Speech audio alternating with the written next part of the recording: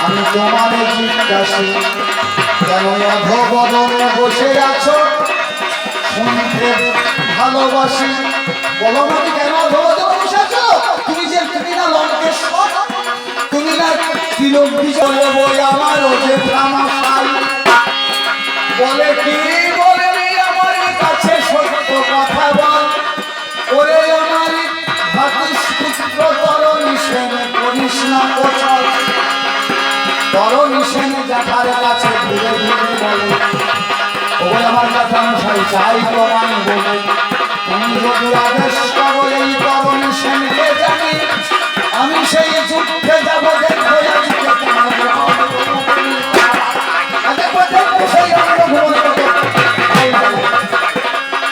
একবারে দাও দাও আদেশ দাও আমার করে তুমি রামচন্দ্রের সঙ্গে যুদ্ধে যাব সেই সাগর পারে আমি তরণী সেনকে জড়িয়ে ধরে বসানো আমার কি করল জড়াইয়ে ধরে তরণী সেনকে শত চুম্বন দিল বলে বলে আমার তরণী সেন আমি তোমার কাছে যাই এই দায়িত্ব দেখিলাম তুমি তো আমার যোগ্য পুত্র এমন কথা কেউ আসে বলে নাই আমি আদেশ করার পরে তবে সে বলেছে আমি যুদ্ধে যাবো এ কথা তো কেউ বলে না আমার দেশে তুমি তো আমার যোগ্য পুত্র পারলে তুমিই পারবে যাও তরুণী যাও আদেশ পেয়ে তরুণী সেন কর্ম করল ধীরে ধীরে আনন্দেতে নাচিতে লাগল তরুণী সেন ধীরে ধীরে মায়ের কাছে যাই মনিরে মনিতে কত আনন্দ সীমা সংখ্যা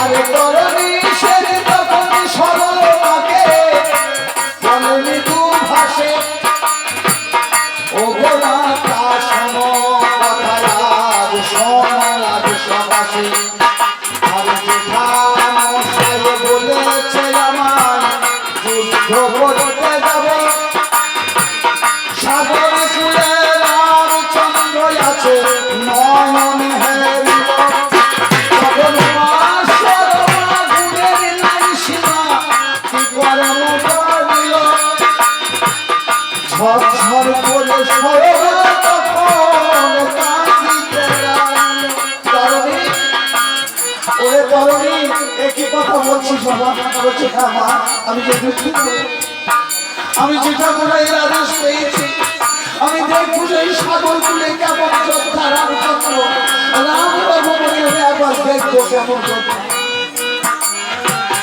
ধীরে ধীরে সরবা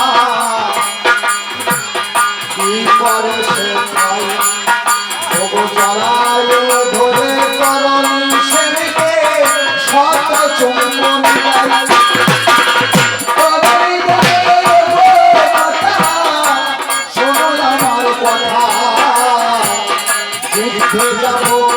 সাজালে দাও শোনো মোর বালকা তরুণী সেন সুলখাতে মায়ের কোলেতে বসিল মা সরব মন চলে সাজাইতে মা সরবা সাজাইছে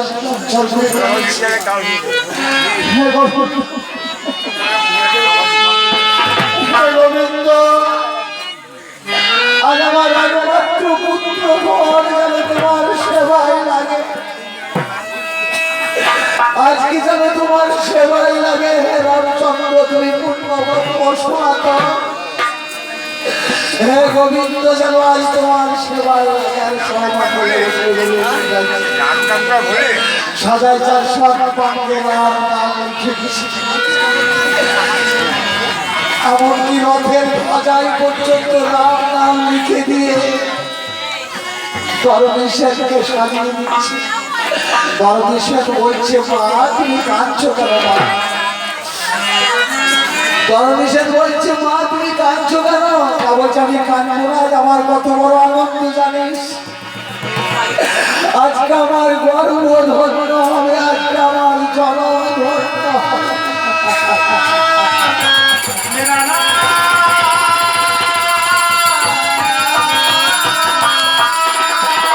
আজকে আমার গর্ব ধন্য হবে, আজকে আমার জনম ধন্য হবে, আজকে আমার মাতা ধন্য হবে, আজকে আমার বংশ ধন্য হবে। আয় বাবা, তোকে আমি সাজিয়ে দিই, শর্মা কোলে নিয়ে বসিয়ে সৎপামকে রাম নাম লিখে দিয়ে সন্ধে তুলে দিয়ে হাসতে ধরর মান দিয়ে শত চুম্বন দিয়ে বলছে বাবা তরণী যাও তুমি দিচ্ছে।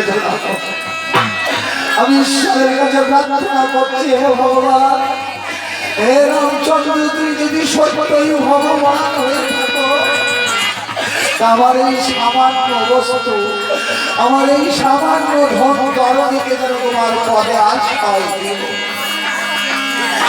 এইখানেতে তরণী আমার কি কর্ম করিল, ধনরে বানে লয়ে তরণী সেই সাগর তুলে গেল।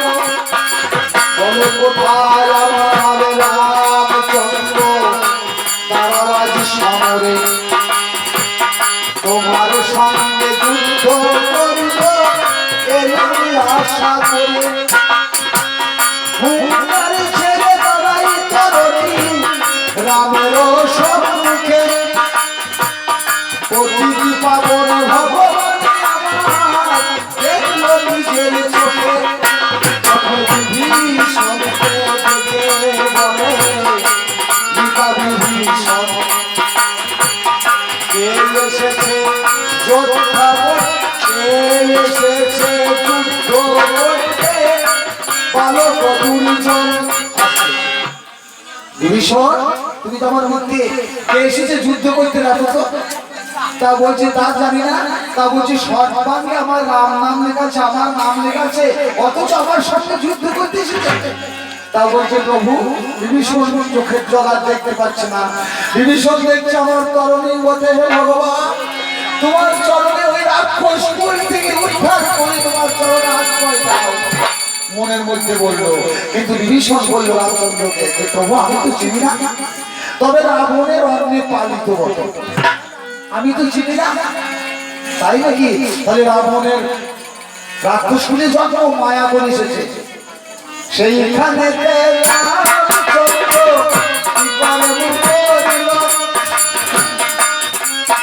আর এই অক্ষয় ধনুর বারে তখন ধনুকি যোজনা করিল।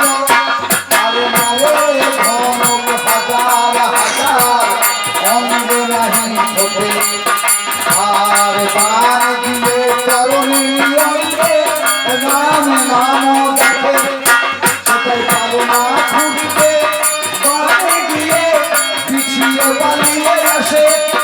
এভাবে বিভীষণ মনে মনে মরে যে অবশেষে। তখন বিভীষণের অঙ্কে ধীরে ধীরে কানে কানে বলে, ও শেষে বানে মরবে না বলেই রাক্ষসেরও নিতা। তুমি তো হাজার হাজার বান মারছো, বান যে পিছিয়ে চলে আসছে। এ ছেলে যে সে বানে মরবে না, এ ছেলেকে বল অর্ধচন্দ্র বান মানব।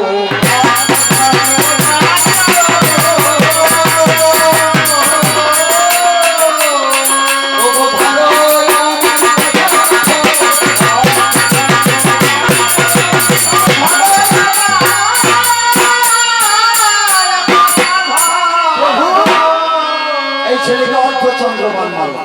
সেখানে রাম তখন সেখানে অর্ধচন্দ্র বান তখন যোজনা করিল।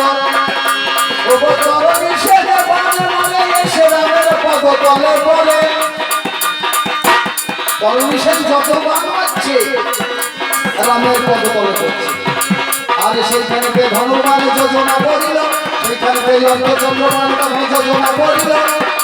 বান যখন ছুড়ে দিল তরণী সেনের মাথা কাটা গেল। মাথাটা কাটা গেল। তরণীশনের মাথাটা কেটে রাম নাম করছে, হরে কৃষ্ণ হরে কৃষ্ণ কৃষ্ণ কৃষ্ণ হরে হরে, হরে রাম হরে রাম রাম হরে হরে, হরে কৃষ্ণ হরে কৃষ্ণ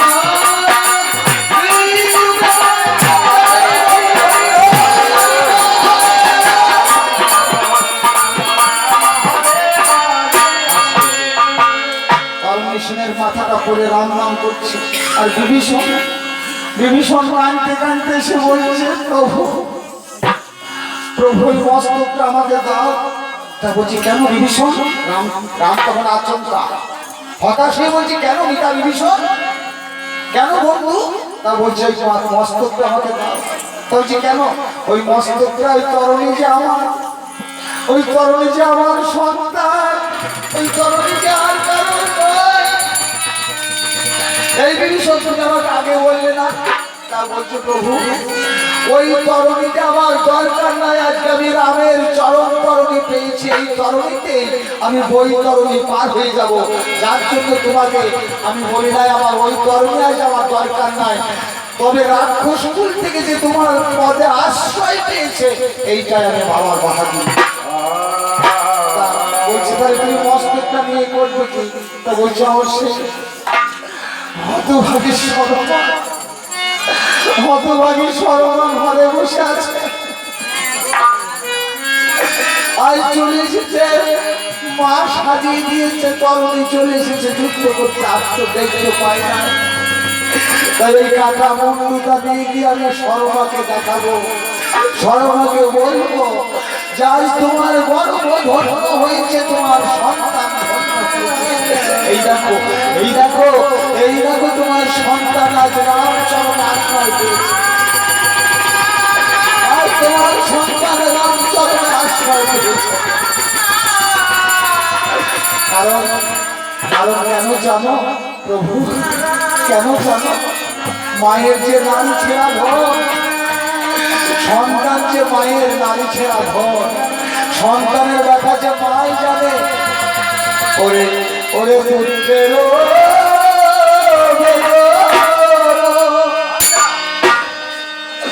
অন্তর ছেদন কেবল মায়ে মাত্র জানে।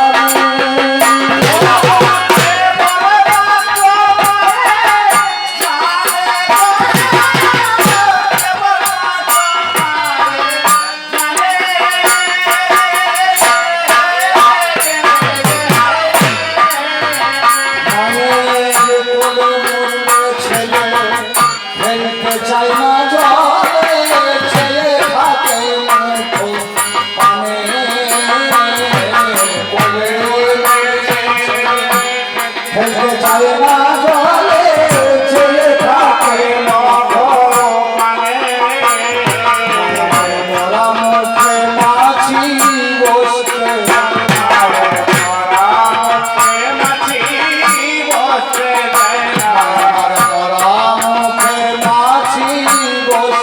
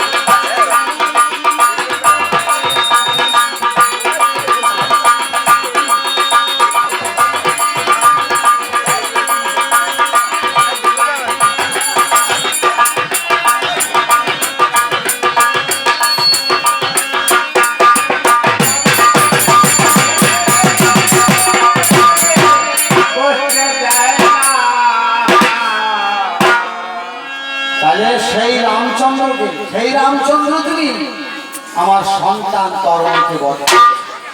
হে প্রভু একটু বলো তো, রাম নামে কাম নাই, কৃষ্ণ নামে মরে, হরি নামে পাপ হয়, জীব কোন নামে করে?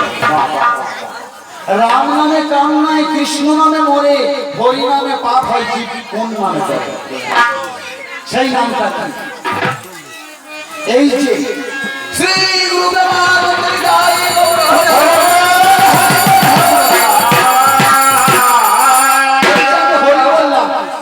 আমি হরি বললাম, আপনারা সকলেই হরি বললেন। এটা আজ থেকে না, সত্যি। ব্রহ্মা যাবে চতুর্মুখে হরি বল, হরি বল। নারদ যাবে বিনা যন্ত্রে হরি বল, হরি বল। সুদামা যাবে দাঁড়ে দাঁড়ে হরি বল, হরি বল। আজ কলির বৈষ্ণব জ্বলছে, জ্বলছে দাঁড়ে দাঁড়ে হরি বল, হরি বল।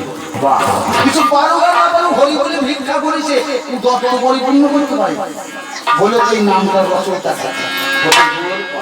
এই নামটার রচয়িতাটা কে? এই নামটা প্রথম কে বলেছিল, কোথায় বলেছিল?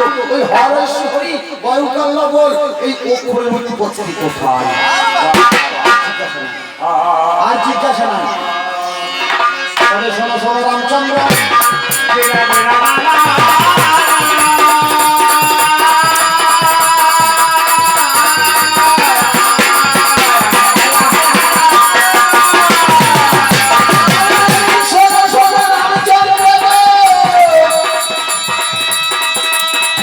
পাঁচালির অর্ডার হয়েছে। ও তানা না তানা না না না না তানা না না না না না না না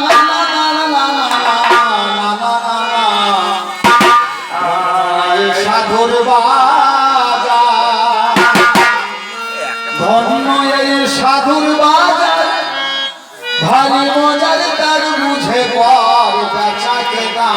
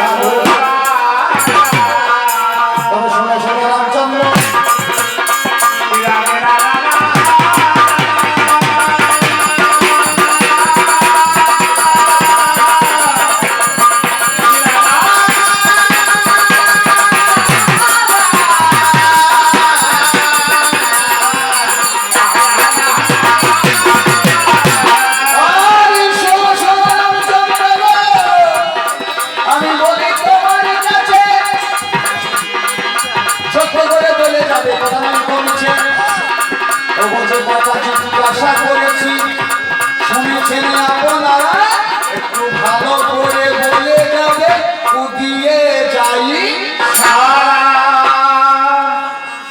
এইখানে আমার দ্বিতীয় পালা জবনিকা টেনে দিয়ে একটি গান।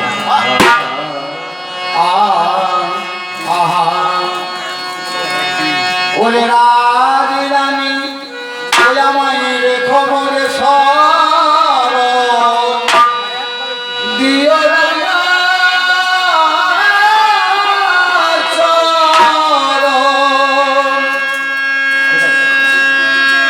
বসে আছি তব পথ চাহিয়া গিরিধারী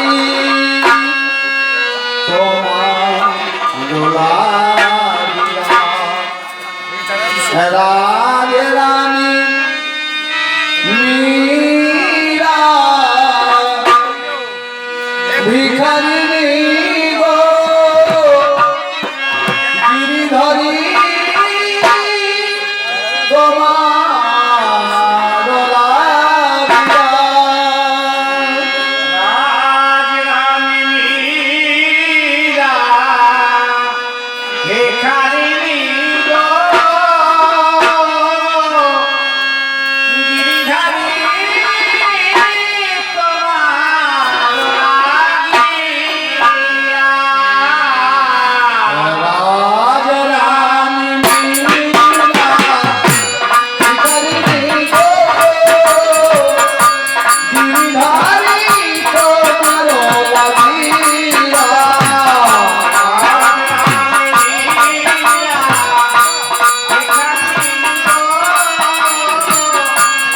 মীরা ভিখারিণী গো গিরিধারী তোমার লাগিয়া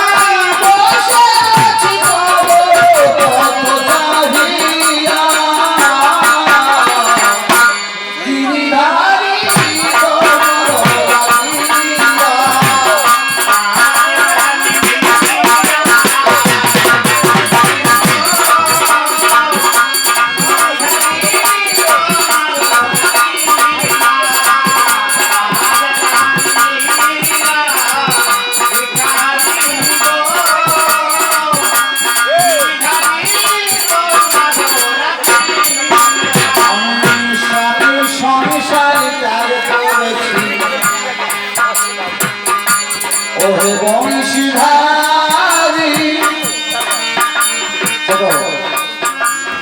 মেবারের রাজা রানা কুম্ভ আর প্রতারুদ্রের মেয়ে মীরা বিয়ে হয়েছে। প্রতারুদ্রের মেয়ে যখন ছোট ছিল তখন গ্রামে একটা বিয়ে বাজনা চলেছে।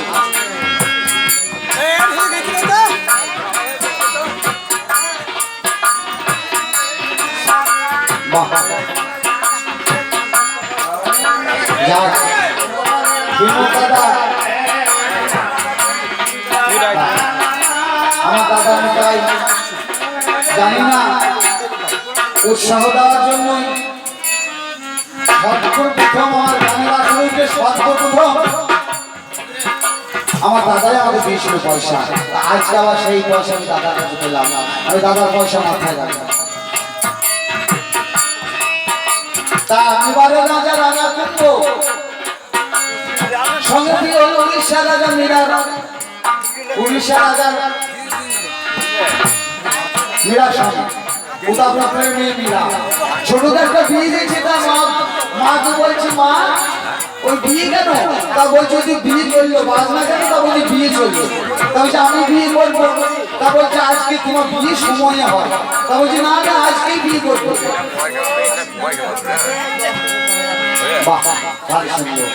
তা বললো বেশ তোমার বিয়ে দেবো। আমরা সুন্দর মালা নিয়ে এসো। একটা মালা নিয়ে এলো। প্রতাপরুদ্রের ঘরে গিরিধারীর মূর্তি নৃত্য সেবা, গিরিধারী নৃত্য সেবা। তাই মীরাকে একটা কথাই বললে বিশ্বব্রহ্মাণ্ডে এর মতো স্বামী আর পাবি না। একেই প্রকৃতি বরণ কর। মায়ের কথা শুনে মীরা গিরিধারীকে প্রতিজ্ঞা বর্ণ করলো। যখন বয়স প্রাপ্ত হলো তখন মীরার বিয়ে ঠিক হলো। নিবারের রাজা সদানন্দ কুণ্ডের ছেলে রানা কুণ্ডের সঙ্গে, কিন্তু মতভেদ হয় না। কেন হয় না? সে হচ্ছে স্বার্থ ভক্ত আর হচ্ছে কৃষ্ণ ভক্ত। সে মদ মাংস খেত আর এ নিরামিষ খেত। তা কোনোদিন এর জন্য মীরার বধুয়া বই যারা দেখেছেন তারা সবই জানে। শেষকালে মীরা বলল যে এই গৃহে আর আমি থাকবো না, আমি গৃহ ত্যাগ করবো। তখন তুমি কোথায় যাবে? রানা কুণ্ড বলে তুমি কোথায় যাবে? তাহলে আমি বৃন্দাবন যাবো। তোমার মনোবাসনা পূর্ণ করতে আমি প্রস্তুত। বৃন্দাবনে গিয়ে মীরাকে একটা আশ্রম করে দিল। মীরাকে একটা আশ্রম করে দিয়ে মীরাকে দুটো দাসী দিল, কুরুম্বার প্রস্তরী দুটো দাসী দিল।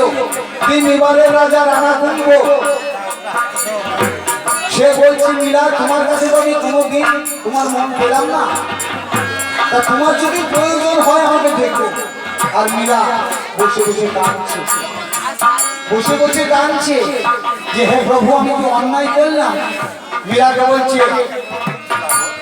যে তুমি আমাকে বিদায় দাও। মীরাকে বলছে মীরা বিদায়। আর মীরা বলছে স্বামী তুমি এসো, তোমাকে তো আমি স্বামীত্বে বরণ করেছি, কিন্তু স্বামীত্বে মেনে নিতে তো পারি নাই, তুমি এসো। মীরা কাঁদছে আর সদানন্দ কাঁদছে, রানা কুম্ভ কাঁদছে, মীরা কাঁদছে। আর মীরা কাঁদতে কাঁদতে কুটিরে বসে বসে বলছে, প্রভু আমি যেন তোমার চরম সেবায় লাগতে পারি। প্রভু আমার এই জনম বিফল হলো, আমি যেন তোমার চরম সেবায় লাগতে পারি, আমি যেন তোমার চরম সেবায় লাগতে পারি। তাই মীরাকে বলছে, মীরা বিদায় দাও। মীরা বসে বসে কাঁদছে, মীরা বলছে প্রভু আমি যেন তোমার সেবায় লাগতে পারি। আমি স্বামী সংসার ত্যাগ করেছি, ওরে বংশীহারি ওই চরণে হতাশি এই বাসনা করি।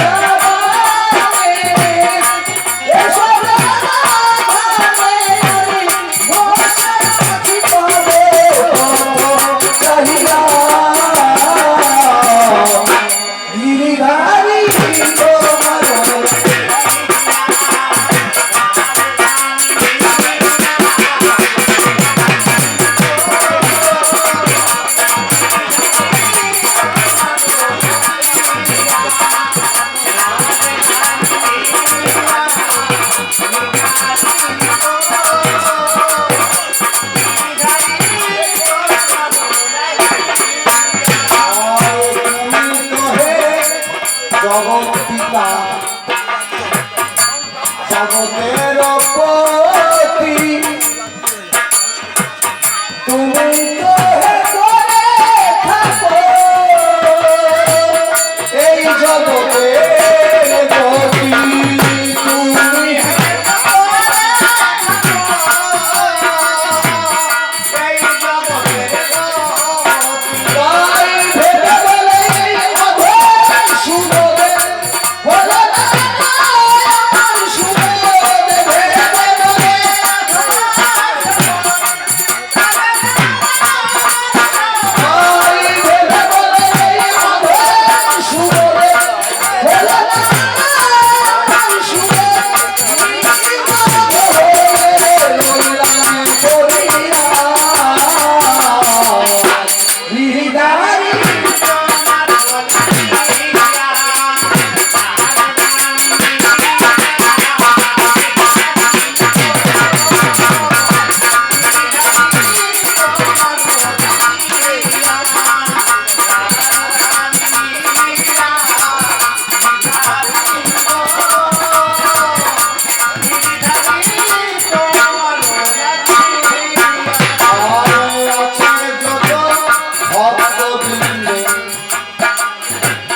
নিবেদন চরণে উচ্চ ঈশ্বরে বাহুলে হরি বলুন সর্বজনে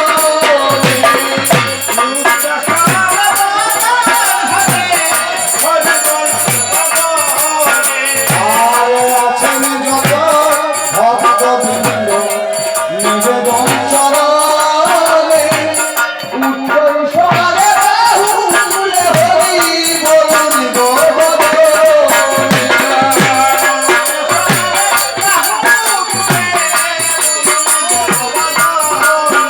আমারে মদনে জগদিনী